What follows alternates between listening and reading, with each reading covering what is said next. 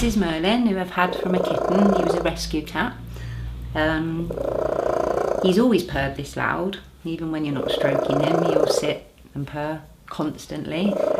We've never really thought anything of his purr until we noticed, obviously, the Guinness World Record holder.